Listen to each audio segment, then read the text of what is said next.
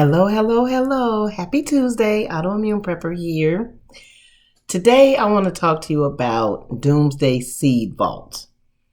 How many of you knew that there was such a thing out there, a seed vault?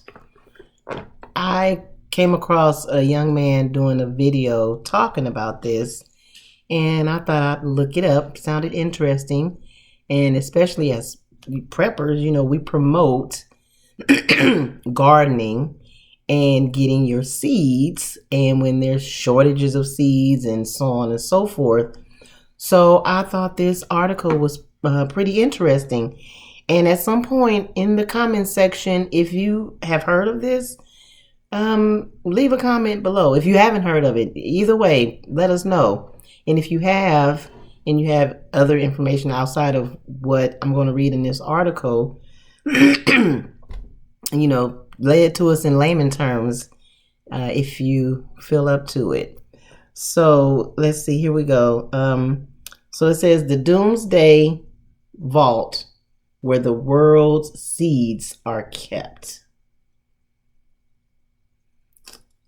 And this is through the time.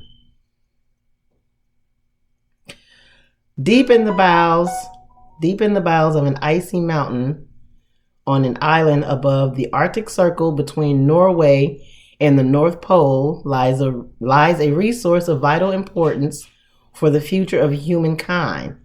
It's not coal, oil, or precious minerals, but seeds. Millions of these tiny brown specks from more than 930,000 varieties of food crops are stored in the global seed vault on Spitsbergen, part of Norway's Svalbard archipelago. Hopefully I pronounced those right. These are Sweden words, so I just said them the best that I could. It is essentially a huge safety deposit box holding the world's largest collection of agricultural biodiversity. Inside this building is 13,000 years of agricultural history, says Brian Lainoff, lead partnership coordinator of the Crop Trust, which manages the vault, as he hauls open the huge steel doors leading inside the mountain.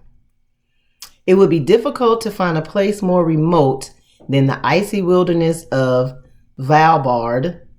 It is the farthest north you can fly on a commercial airline, and apart from the nearby town of Longyearbyen, it is a vast white expanse of frozen emptiness. The global seed vault has been dubbed the Doomsday Vault, which conjures up an image of a reserve of seeds for use in case of an apocalyptic event or a global catastrophe.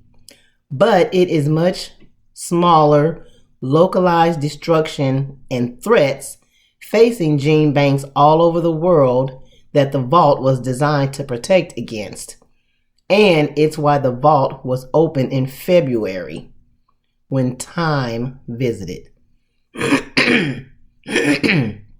On this occasion, samples from India, Pakistan, and Mexico were being deposited alongside seeds from Syria, many of whose citizens are living through their own apocalypse. There are big and small doomsdays going on all over the world every day. Genetic material is being lost all over the globe, says Marie Haga, executive director of the Crop Trust. This past winter offered the gene bank a chance to redress the balance. Near the entrance of the facility, a rectangular wedge of concrete that juts out starkly against the snowy landscape. The Doomsday nickname seems eerily apt. It was precisely for its remoteness that Svalbard was chosen as the location of the vault. It is away from places on Earth where you have war and terror, everything you are afraid of in other places.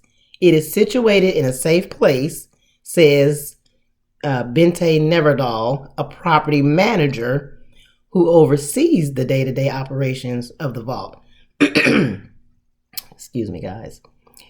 Its only neighbor is a similar repository buried away from the dangers of the world, the Arctic World Archive, which aims to preserve data of the world's government and private institutions, opened deep in a nearby mine on March 27th. Now, it doesn't say of which year.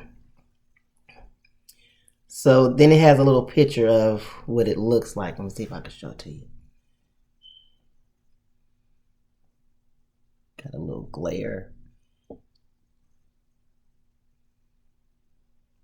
Let me see. Well, this little, oh, there you go. A little better. Not much. Anyway, okay.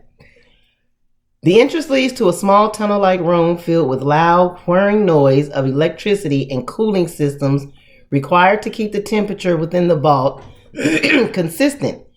Through one door is a wide concrete tunnel illuminated by strip lighting leading 430 feet down into the mountain. At the end of this corridor is a chamber, an added layer of security to protect the vaults containing the seeds. There are 3 vaults leading off from the chamber, but only one is currently in use, and its doors is covered in a thick layer of ice, hinting at the sub-zero temperatures inside. In here, the seeds are stored in vacuum-packed silver packets and test tubes in large boxes that are neatly stacked on the floor-to-ceiling shelves, which is how we should be stocking. They have very little monetary value, but the boxes potentially hold the keys to the future of global food security. Over the past 50 years, agricultural practices have changed dramatically with technological advances allowing large-scale crop production. But while crop yields have increased, biodiversity has decreased at the point that now only about 30 crops provide 95% of human food energy needs. Only 10% of the rice varieties that China used in the 1950s are still used today, for example. The U.S. has lost over 90% of its fruit and vegetable varieties since the 1900s.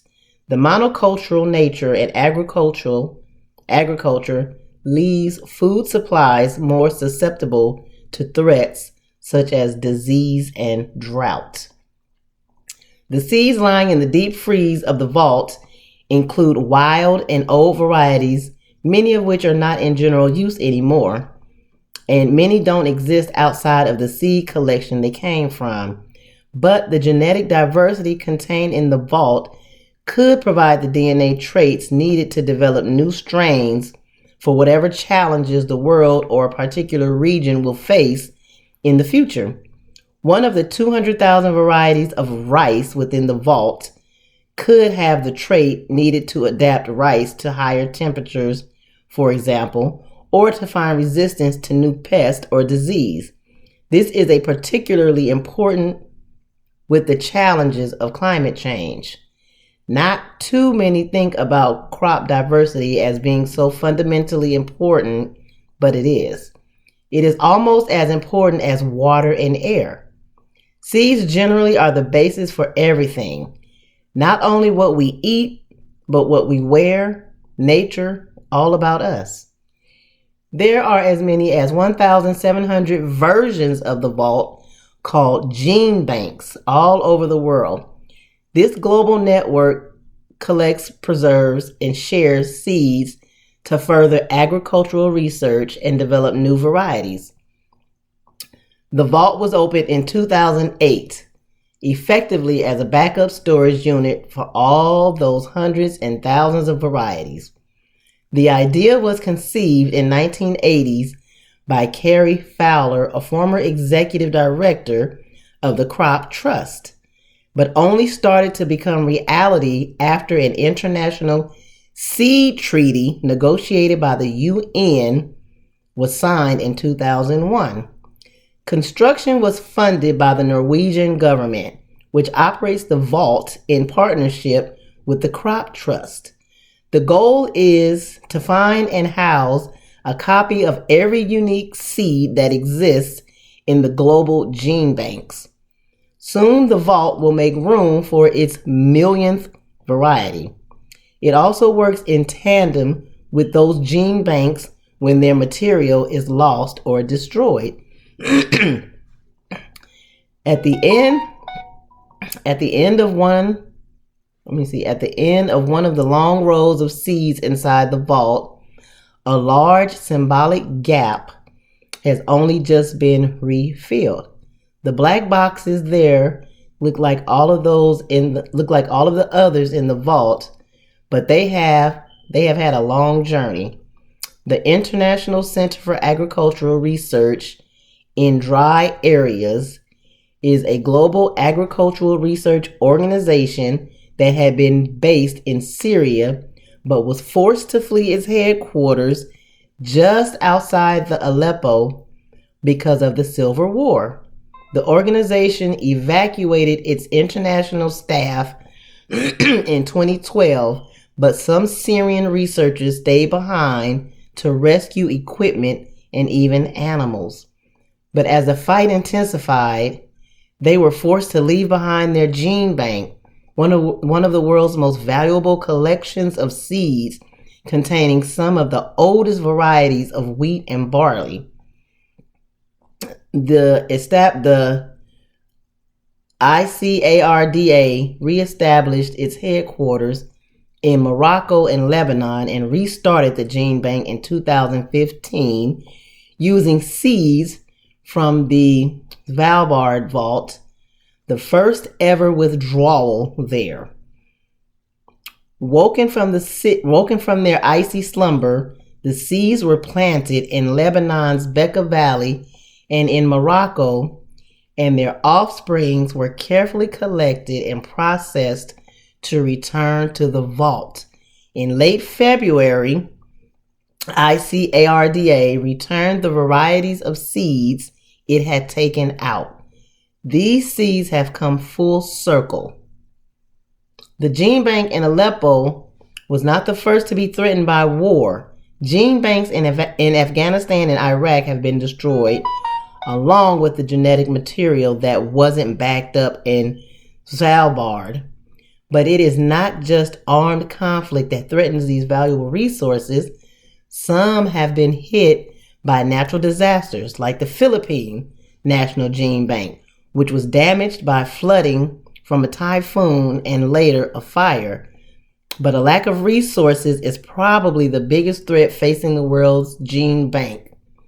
Woefully underfunded, many lack the resources to properly store or protect the seeds that they hold.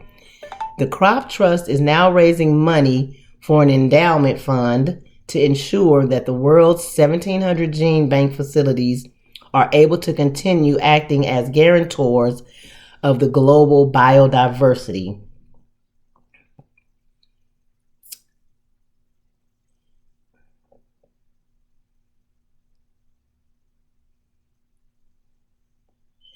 You don't need to look far to discover the sacrifices made to keep these kernels of reproduction safe. One of the most historically significant deposits of seeds inside the vault comes from a collection in St. Petersburg Research Institute, which originates from the first collection in the world. During the siege of Leningrad, about a dozen scientists barricaded themselves in the room containing seeds in order to protect them from hungry citizens and surrounding German army. As the siege dragged on, a number of them eventually died from starvation. Despite being surrounded by seeds and plant material, they steadfastly refused to save themselves by eating any of it. Such was their conviction about the importance of the seeds to aid Russia's recovery after war and to help protect the future of humankind. One of the scientists, Dmitry Ivanov, is said to have died surrounded by bags of rice.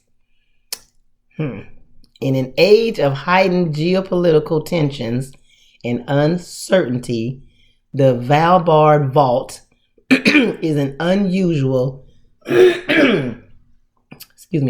is an unusual and hopeful exercise in international cooperation for the good of humankind. Any organization or country can send seeds to there, and there are no restrictions because of politics or the requirement of diplomacy. Red wooden boxes from North Korea sit alongside black boxes from the U.S. Over on the next aisle, boxes of seeds from the Ukraine sit atop of seeds from Russia. These seeds don't care who they sit next to. They don't care that they are next to North Korean seeds and South Korean seeds in the same aisle. They are cold and safe up there, and that's all that really matters. Now, that was a long article, I know. Thank you if you stayed around to listen to the entire article. I'm going to link the article also in the description below. But I also wanted to read this to you really quick. This was another little quip. The Norwegian government entirely funded the vault's approximately, in US dollars, $8.8 million in construction. Storing seeds in the vault is free to end users. Norway and the Crop Trust pay for operational costs. Primary funding for the trust comes from organizations such as, wait for it, Bill and Melinda Gates Foundation, and from various governments worldwide. So that's the article about the Doomsday Seed Vault. If you've never heard it, now you have. I'll link this article in the description so you can read more about it, or you can just Google Doomsday Seed Vault and read about it yourself. However, so just to do a quick recap and put information out there again, if you are going to be into gardening, get your seeds, get your heirloom seeds and tuck them away, because obviously seeds are definitely very important. So thanks for watching the video. Thanks for listening to me read the article. Please excuse the throat clearing. I have all this phlegm that's trying to rebuild, so I'm going to have to get that checked out again. But anyway, I will see you in the next video. And remember to wake up and start every day with an attitude of gratitude. Wisely spend that $1,400 stimulus check. Go get some seeds. See you in the next video. Bye.